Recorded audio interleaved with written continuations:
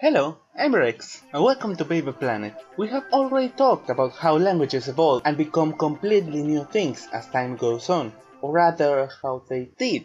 You see, a lot of people think that because now we have books and videos and the internet, language won't evolve anymore. Some even oppose the very idea of letting it happen. And to be honest, I kind of see why. But are they right? Should we really stop now that it's stable? Let's find out! When we talk about language, there are two usual perspectives, the prescriptivist approach and the descriptivist approach. Those are two huge words, but they are not as scary as they sound. The prescriptivist approach says that there is a right way and a wrong way to use language, and most people usually don't know the right way, but who decides what the right way is? That, my friends, is the work of the academies. The languages that see prescriptivism as the best choice have institutions like the Spanish Real Academia de la Lengua Española or the French Académie Française, which have the job to control and decide which version of the language is correct.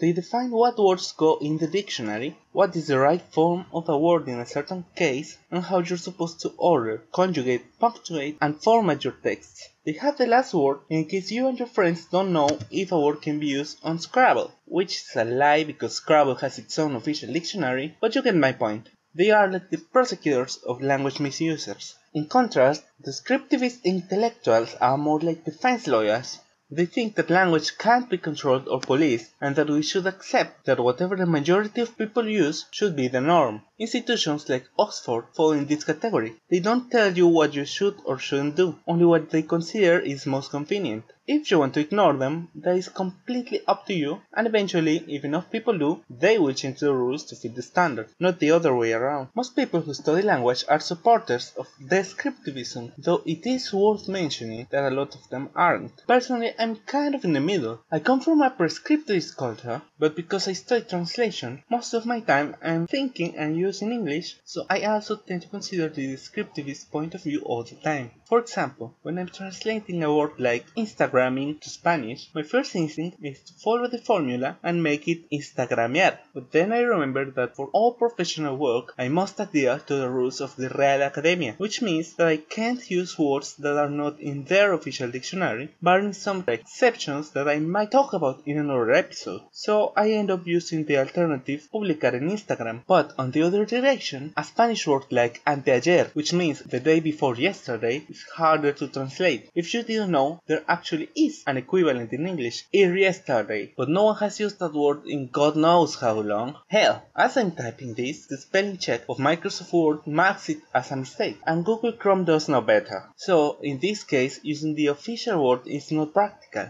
I need to go with the phrasing that most people will understand, the day before yesterday. Where in Spanish I could excuse myself and say something pretentious like, well, if you don't know that you should read more books. In English, if I do that, I'm the one who's wrong. But who's right then? Is it the academies or the people? The answer, as with everything language related, is complicated. The main goal of the academies is to protect language, to be a lighthouse of knowledge in a sea of ignorance. They make sure that everyone knows there is a standard, that language is beautiful and must be protected and used wisely. But they also do pretty mean stuff, like declaring entire dialects as incorrect. The Spanish Academy, for example, does not recognize certain words or conjugations of Mexican Spanish, and this derived in the creation of the Academia Mexicana de la Lengua, which studies the way we communicate and legitimizes it. The same thing happened in 20 other Latin American countries, making the Real Academia give up and join them, forming the Asociación de Academias de la Lengua Española. That doesn't mean descriptivist languages don't commit the same crimes at all.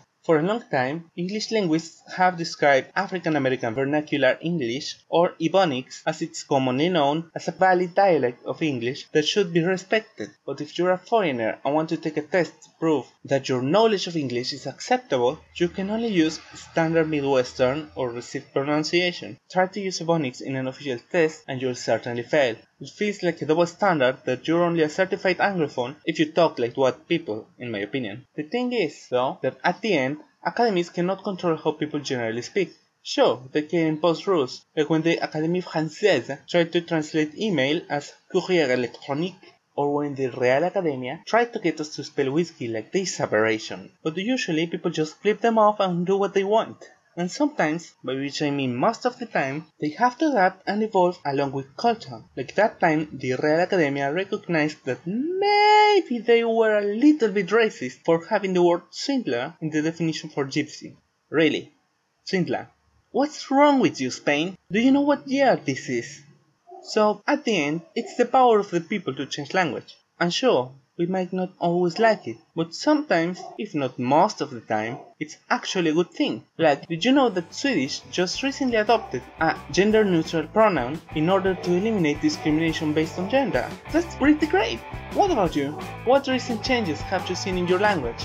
Let me know in the comments and come back next week to know why bad words aren't really that bad. If you enjoyed this video, subscribe to this channel for more language related content, share with your friends, and follow me on Twitter and Tumblr for updates and other stuff that you may like. If you're helping with the subtitles to your own language, leave your name here. Thank you for watching. Cheers to you all!